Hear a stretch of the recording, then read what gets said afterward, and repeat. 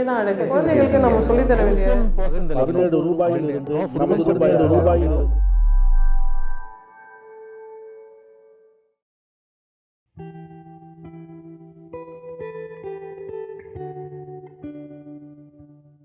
Hi all, இன்றைக்கி நம்ம டைஜஷனை பற்றி பார்ப்போம். டைஜஷன் அப்படின்னு சொன்னோடனே எல்லாருமே இந்த யூடியூப்பில், வாட்ஸ்அப்பில், ஃபேஸ்புக்கில் தெரிஞ்சது இன்னும் என்ன பண்ணால் சரியாயிடும் அந்த ஸ்டோரிஸ்லாம் விட்டுருங்க. இந்த மெடிசனை பற்றி நான் பேச போகிறதில்ல. என்னென்ன மெடிசன் சாப்பிட்டா நல்லாயிருக்கும், அந்த மெடிசனோட மார்க்கெட்டிங் நான் பண்ண போகிறதில்ல. என்னென்னலாம் செஞ்சால் வீட்டில் சரி பண்ணலாம் அப்படின்ற டெக்னிக்கும், லைஃப் ஸ்டைல் என்னென்ன மாற்றினா ஏன் தொப்பை அந்த டைஜஷனை எப்படி சரி பண்ணலான்றதுக்கும் நான் இப்போ சொல்கிறேன். ஃபஸ்ட்டு என்னென்னா, இந்த டைஜஷன்னா ஃபர்ஸ்ட் என்னன்னா செரிமான கோளாறு. என்ன நிறைய சிம்டம்ஸ் இருக்கு. கான்ஸ்டிபேஷன் ஆரம்பிச்சு டைஜஷனை இங்கிருந்து ஜிஐ ட்ராக்ல கான்ஸ்டிபேஷன் ஆரம்பிச்சு டயரியா இருந்து அப்சார்ப்ஷன் ரேட் ரொம்ப கம்மியா இருந்து எகுத்து வர்றதுல இருந்து சாப்பிட்டோன்னே படுத்த ஒரு நெஞ்சில மேலே இருக்கிற மாதிரி, விக்கல் வர மாதிரி, கேஸ்ட்ரிக் பெயின் அங்கங்க அமுக்குனா ஏப்ப வர்றது, இது எல்லாத்த பத்தி நான் சொல்றேன். ஃபர்ஸ்ட் என்னன்னா, டைஜஷன் சரியா இல்லைன்னா எல்லாமே சரியா இல்லை.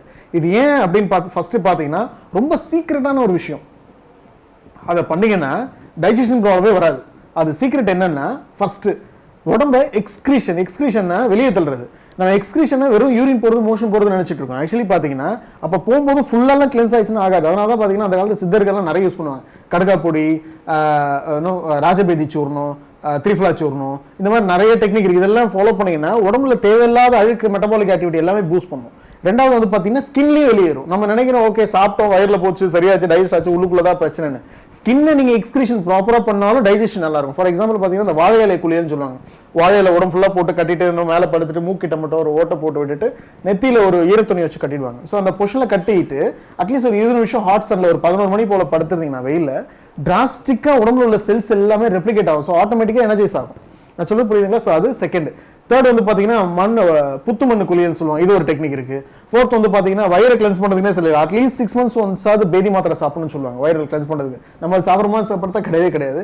இது எல்லா டெக்னிக்கும் உடம்புல உள்ள கழியை வெளியேற்றும். ஸோ கழியை வெளியேற்றினா தான் தேவையானதே உள்ள போகும். நார்மலாக பார்த்தீங்கன்னா ஒரு சிக்கன் லெக் பீஸ் சாப்பிட்டோம் அப்படின்னு பார்த்தீங்கன்னா சாலிடாக 2 நாளைக்கு 3 நாளைக்கு போதும் ஒரு கேலரி. அந்த அளவுக்கு கேலரி இருக்கு. அதை சாப்பிட்டு மதியானம் சாப்பிட்டுருப்போம், நைட்டு சாப்பிட்டுருப்போம். நம்ம சாப்பிட்றோம் அந்த அளவுக்கு அதை நம்ம வெளியே தள்ளுறோம் பார்த்தா கிடையாது. சப்போஸ் பார்த்தீங்கன்னா ஒரு சின்ன சாஸ் பாக்கெட் எடுத்துக்கோங்களேன். அந்த சாஸ் பாக்கெட்ல பார்த்தீங்கன்னா சும்மா பின்னாடி செக் பண்ணி பாருங்க, 156 கிலோ கேலரின்னு இருக்கும். ஸோ 156 கிலோ கேலரிக்கும் நீங்கள் ஆல்மோஸ்ட் பார்த்தீங்கன்னா 1 ஹவராவது நடந்தாதான் அவ்வளோ கேலரி, 1.5 மணி நேரமாவது நடந்தாதான் அவ்வளோ கேலரியும் போகும். அப்போ 1.5 மணி நேரம் நீங்கள் அன்றைக்கி 4 ரூபாய் நடந்தீங்கன்னா பார்த்தா கிடையாது. 10,000 ஸ்டெப்ஸ்னு பார்த்தீங்கன்னா ஆவரேஜாக நடக்கும்னு சொல்லுவாங்க. பட் ஆவரேஜாக 10,000 ஸ்டெப்ஸாவது நீங்கள் நடக்கிறீங்கன்னு பார்த்தா சுத்தமாக கிடையாது. அப்போ நீங்கள் என்ன வேணா எக்ஸசிவாக நீங்கள் அதை இருக்க உடம்புல ஃபர்ஸ்ட் போனது இருக்கும், அதுலேயே செகண்ட் தள்ளுவோம், தேர்ட் தள்ளுவோம். சார் இதுக்கு என்ன சார் பெஸ்ட் மெடிசன்னா, ஃபர்ஸ்ட் என்னன்னா பச்சா சாப்பிடுங்க. இது எல்லாருமே இயற்கை வைத்தியம் போனாலே எல்லாருமே சொல்றது என்னன்னா பச்சா சாப்பிடுங்க. ஸோ அப்போ பசிக்கவே இல்லை நாள் பூரானா சாப்பிட வேணாமான்னு கேட்டீங்கன்னா உள்ளுக்குள்ள இருக்கிற கேஸ்ட்ரிக் என்சைம் செக்ரெட் ஆகி HCl செக்ரெட் ஆகிட்டு அது கொஞ்சம் கொஞ்சமாக அல்சர் உண்டு பண்ண ஆரம்பிச்சிடும். ஸோ அப்போ என்ன பண்ணணும்னா வயிறை நியூட்ரலைஸ் பண்ணிட்டே இருங்க. நியூட்ரலைசேஷன் என்னன்னா ஆசிட் செக்ரேஷன் ஆச்சுன்னா நம்ம எப்படி நினைப்போம், தண்ணி ஊற்றி. ஸோ தண்ணி உள்ள ஆல்கலைன் கிடையாது. ஸோ அப்போ உள்ள போகும்போது ஆட்டோமேட்டிக்காக நியூட்ரலைஸ் ஆச்சுன்னா ஆசிடோட செக்ரேஷன் பம்பிங் ஆகாது. தேர்ட் முக்கியமான விஷயம் என்னன்னா, காலைல தூங்கி எழுந்திரிச்ச ஒரு ரிசர்ச்சில் என்ன சொல்றோம்னா, தூங்கி எழுச்ச 45 நிமிஷத்துக்குள்ள சாப்பிடுன்றாங்க. அட்லீஸ்ட் இது செய்யுங்க. சார் இதுவும் இல்லை கிளென்ஸ் பண்ணணும் அப்படின்னீங்கன்னா காலைல தூங்கி எழுந்து பெஸ்ட் டெக்னிக் சொல்றேன். நல்ல தண்ணி 1 லிட்டர் தண்ணியை நல்ல உப்பு லைட்டாக உப்பு போட்டு நல்லா குடிச்சிருங்க. 1 லிட்டர் 1.5 லிட்டர் 2 லிட்டர் உள்ள போச்சுன்னா கூட குடிங்க. ஆனால் பிபி இருக்கிறவங்க பண்ணாதீங்க. பிபி ஜாஸ்தி இருக்கும், உப்பு தண்ணியும் குடிக்க வேண்டாம். அந்த நான் சொல்ற இப்போ மெத்தடும் செய்ய வேண்டாம். அந்த தண்ணி குடிக்கும்போது நீங்கள் குடிச்சிட்டே இருக்கும்போது பார்த்தீங்கன்னா உங்களை அறியாமல் வாமிட் வரும். இல்லைன்னா கையை உள்ள விட்டு இப்படி குத்தாதீங்க, இப்படி பண்ணுங்க. அந்த வாமிட் வெளியிடும் உள்ள பார்த்தீங்கன்னா ஒரு கபம் புளிப்பாக ஒரு சிலது வரும், தண்ணியோட டைலட் ஆகி வரும். அது எவ்வளோக்கு எவ்வளோ நீங்கள் வெளியெடுக்கிறீங்களோ அவ்வளோக்கு எவ்வளோ ஃப்ரீயாக இருக்கும். அட்லீஸ்ட் வாரத்தில் ஒரு 2 வாட்டியாவது அது பண்ணீங்கன்னா டைஜஷன் ப்ராசஸ் நல்லா இருக்கும். இதான் ஃபர்ஸ்ட் டெக்னிக். செகண்ட் என்னன்னா, சாப்பிட்ற டயட்டு நீங்கள் சாப்பிட்ற எல்லாமே ஆசிடிக் ஃபுட்ஸ்னா குழம்பு, கிரேவி, தொக்கு, இது எல்லாமே ஆசிடிக் ஃபுட்ஸ். அல்கலி ஃபுட்ஸ்னா என்னன்னா பச்சை காய்கறி, கீரை, காய்கறி, பழம், வெஜ் சாலடு, ஃப்ரூட் சாலட், இது எல்லாமே பார்த்தீங்கன்னா ஆல்கலி ஃபுட்ஸ். ஃபார் எக்ஸாம்பிள் இந்த பயிரை வச்சு சாப்பிட்றேன், முளைக்கட்டின பயிர், சிறுதானியம் இதெல்லாம் சாப்பிட்றேன்னா ஆசிடிக் ஃபுட்ஸ். அதனால தான் பார்த்தீங்கன்னா அல்கலி ஃபுட்ஸ். இந்த அல்கலி ஃபுட்ஸ் எவ்வளோ சாப்பிட்றீங்களோ கேன்சரே வராதுன்னு ஒரு ரிசர்ச்சே இருக்கு. என்னன்னா ஆசிடிக் ஃபுட்ஸ் எவ்வளோ உள்ள போதோ கேன்சர் வருதுன்னு ப்ரூவ் பண்ணிடுறேன். அதாவது கிரேவி, தொக்குன்னு யார் ரொம்ப விரும்புறாங்களோ வாய்ப்பு அதிகம்னு சொல்றேன். ஸோ அப்போ வந்து பார்த்தீங்கன்னா ஆல்கலி ஃபுட்ஸ் எல்லாமே உள்ள போக அதனால தான் வெயிட் லாஸ்க்கு எல்லாம் பார்த்தீங்கன்னா ஆல்கலி ஃபுட்ஸ் விடுவாங்க. ஸோ இப்போ நம்ம இதுக்கு வருவோம். சார் டைஜஷன் மெக்கானிசம் இது எப்படி சார் பாஸ் பண்ணுறதுன்னா, எதர் காலைல வெறும் வயிற்றுலேயே வந்து அருகம்புல் ஜூஸ் இருக்கு இல்லையா, பெஸ்ட் மெடிசன். காலைல ஒரு 7 நாளைக்கு தொடர்ந்து குடிங்க. சில பேருக்கு ஒரு வேளை பேதியாக வாய்ப்பு, சில பேர் ஒத்துக்காது. சும்மா காலைல எழுந்திரிச்சு கொஞ்சம் குடிச்சு பாருங்க, கொஞ்சம் நல்லா இருக்கு, கம்ஃபர்டபுளாக இருக்கு, எனக்கு தொந்தரவு இல்லைன்னா அட்லீஸ்ட் ஒரு 7 நாளைக்காவது ரெகுலராக பண்ணி பாருங்க. டைஜஷன் எல்லாமே உள்ள கிளென்ஸ் ஆக ஆரம்பிச்சிடும். இது செய்யும் போது முக்கியமான விஷயம் என்னன்னா, இந்த டைஜஷன் பண்ணும்போது கம்பல்சரி வெறும் இதில் சாப்பிடுங்க. ரெண்டாவது முக்கியமான விஷயம் பார்த்தீங்கன்னா 15 நாளுக்கு ஒரு வாட்டி அகத்திக்கீரை சாப்பிடுங்க. இந்த ஒரு பழமொழி, அகத்தி வேகாமல் கெடும், முருங்கை வெந்து கெடும் அப்படின்னு என்னன்னா, நல்ல அகத்திக்கீரையை சமைக்கும் போது நல்லா சமைச்சு சாப்பிடுங்க. தேர்ட் பார்த்தீங்கன்னா முருங்கைக்கீரை சாப்பிடலாம். ஃபோர்த் பார்த்தீங்கன்னா கம்பல்சரி தண்ணி நிறைய டாப் அப் பண்ணிட்டே இருங்க. இந்த தண்ணி குடிக்கும் போது சாப்பிட்ட உடனே குடிக்காதீங்க. அது என்ன பண்ணும், உள்ள போய் நியூட்ரலைஸ் பண்ணிடும். ஸோ டைஜஷன் ரொம்ப ஸ்லோ டவுன் பண்ணிடும். ஸோ சாப்பிட்டே கூடிய ஏன்னா உடல் ஆசிட் செக்ரேட் ஆகினா தான் அந்த ஃபுட்டெல்லாம் கரைக்க தேவைப்படும். அதை நீங்கள் போய் தண்ணி குடிச்சு நியூட்ரலைஸ் பண்ணிட்டீங்கன்னா கரையாது. ஸோ அதனால் ஹாஃப் அன் ஹவருக்கு முன்னாடி ஹாஃப் அன் ஹவருக்கு அப்புறம் தண்ணி எடுக்காதீங்க. ஹாஃப் அன் ஹவர், அது depends on the food again. அதுக்கப்புறம் பார்த்தீங்கன்னா முடிஞ்ச அளவுக்கு சுடு தண்ணியை எடுத்துக்க பாருங்க. முடிஞ்ச அந்த ஜீரக தண்ணின்னு சொல்லுவாங்களே, அதை கொதிக்க வச்சு எடுத்தீங்கன்னா அந்த ஜீரகம் நல்ல டைஜஷனை பூஸ்ட் பண்ணும். இந்த சாப்பிட்டோன்னே என்ன சாப்பிட்றீங்கன்றது, சப்போஸ் மதியானம் நல்லா சாப்பிட்டீங்கன்னா கம்பல்சரி ஒரு வாழைப்பழம் எடுங்க. ஸோ அது என்ன, டைஜஷன் நல்லா பூஸ்ட் பண்ண ஆரம்பிச்சிடும். ஒருவேளை காலையில் ஏதாவது சாப்பிட்றீங்கன்னு சொன்னால் நார்மலாக ஒரு ட்ரிங்க், ஒரு கப் ஆஃப் மில்க் எடுத்துக்கோங்க போதும். Night mostly evening 6 o'clock 7 o'clock மேலே ஹெவி ஃபுட்ஸ் அவாய்ட் பண்ணுங்க. இதுவே டைஜஷனை ஸ்லோ டவுன் பண்ணிடும். நீங்கள் ஒரு நாள் நைட் எடுத்தீங்க சார் அதனாலே இது வந்ததுன்னா கூட ஒரு நாள் நைட்டும் எடுக்காதீங்க. ஈவினிங் 6 o'clock மேலே நீங்கள் சாப்பிட்டீங்கன்னா உள்ள இருக்கிற போய் எல்லாம் ரெஸ்டோர் பண்ண ஆரம்பிச்சிடும். உள்ள போய் ரெஸ்டோர் பண்ண என்ன ஆகும்னா, காலைல எந்திரிக்கிற வரைக்கும் உடம்பு படுத்தே டைஜஸ்ட் பண்ணிட்டு இருக்கும். ஸோ அப்போ என்சைம் ஆக்டிவிட்டி ப்ரொடக்ஷன்ல உள்ளுக்குள்ளே இருக்கும்போது மெட்டபாலிக் ஆக்டிவிட்டி ஃபுல்லாக ஸ்லோ டவுன் ஆகிடும். So night 6 o'clock, evening 6 o'clock ஆச்சுனாலே மேக்ஸிமம் ஃபுட்டை கம்மி பண்ணுங்க, மினிமலாக ஃபுட் எடுத்துக்கோங்க. இதான் ஃபர்ஸ்ட். இந்த 5 மட்டும் இப்போதைக்கு செஞ்சுட்டே இருங்க. அதுக்கு அடுத்தது ஒரு 6வது விஷயம் சொல்கிறேன். என்னன்னா, இந்த டைஜஸ்டிவ் மெட்டபாலிசம் பூஸ்ட் பண்ணுறதுக்குன்னு ஒரு சிலது இருக்கு. என்னன்னா, ஒரு 3 யோகாசனம். என்னன்னா, புஜங்காசனா சொல்லலாம், யோக முத்ரா சொல்லலாம், சலபாசனா சொல்லலாம், தனுராசனா சொல்லலாம். இது எல்லாமே பண்ண சூப்பராக இருக்கும் டைஜஷன் பண்ணுறாங்க. சார் எனக்கு இதெல்லாம் வேணாம் சார், யோகாசனம்லாம் பண்ண டைம் இல்லைன்னு சொன்னால் வெறும் சின்ன ஒரு டெக்னிக் என்னன்னா, நெட்டில் போய் நவுலி கிரியா, NAULIKRIYA இல்லைன்னா உட்டியான பந்தா அப்படின்னு பார்த்தீங்கன்னா, ஒன்றும் இல்லை, வயிற்றை உள்ள சக் பண்ண, அந்த குழந்தைங்களாம் விளையாடும் போது வயிற்றை உள்ள எக்கி விளையாண்டுட்டு இருக்கும். அது மாதிரி உள்ள சக் பண்ணி ஹோல்ட் பண்ணிட்டு மூச்சு பிடிக்காதீங்க. அந்த டைம்ல எல்லாரும் என்னன்னா மூச்சு இழுத்து அப்படியே பிடிச்சிட்டு வயிறு இழுக்காதீங்க. டகின் போஸ்டர் வேற, டகின்னா வயிறு உள்ள இருக்கிறது, உட்டியான பண்றது டோட்டலா வேற, வயிறு உள்ள சக் பண்ணி ரிவர்ஸ்ல வைக்கிறது. ஸோ அந்த பொசிஷன்ல அட்லீஸ்ட் பார்த்தீங்கன்னா ஒரு 30 செகண்டாவது ஹோல்ட் பண்ணுங்க. அட்லீஸ்ட் 10 செகண்டாவது ஹோல்ட் பண்ணிட்டு அட்லீஸ்ட் ஒரு 20 to 30 டைம்ஸ் டைரக்டாக பண்ணிட்டே இருந்தீங்கன்னா டைஜஷன் நல்லா பூஸ்ட் ஆக ஆரம்பிச்சிடும். இது அடுத்தது. அதே மாதிரி பார்த்தீங்கன்னா, அந்த சாப்பிட்றதுக்கு முன்னாடி ஏதாவது ஒரு ஸ்வீட்டு சாப்பிடுங்கன்னு சொல்லுவாங்க. ஆக்சுவலி ஸ்வீட்னு ஒரு தப்பான கான்செப்ட் இப்போ எல்லாம் என்ன பண்ணாங்கன்னா, சக்கரை சாப்பிட்றேன், ஸ்வீட் சாப்பிட்றேன்னு சொல்லிட்டு இலையில கூட ஸ்வீட்டில் வைக்க ஆரம்பிச்சிட்டாங்க. அது ஆக்சுவலி அந்த மெக்கானிசம் கிடையாது.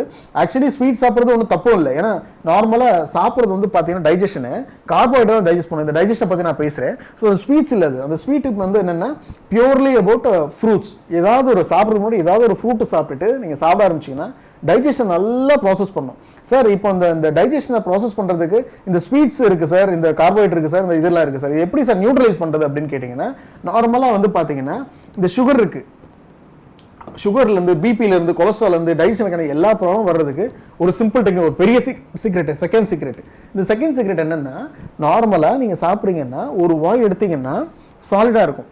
அந்த சாலிட் கொஞ்சம் கொஞ்சமாக பேஸ்ட் ஆகும், பேஸ்ட் கொஞ்சம் கொஞ்சமாக ஜெல்லி ஆகும், ஜெல்லி கொஞ்சம் கொஞ்சமாக லிக்விட் ஆகும், லிக்விட் கொஞ்சம் கொஞ்சமாக டேஸ்ட் தெரியும். டேஸ்ட் மெல்லிட்டே இருந்தீங்கன்னா டேஸ்ட் தெரியாது. எப்போ அதை டேஸ்ட் தெரியலையோ அப்போ தான் அது வரையும் மென்னிட்டே இருக்கும்.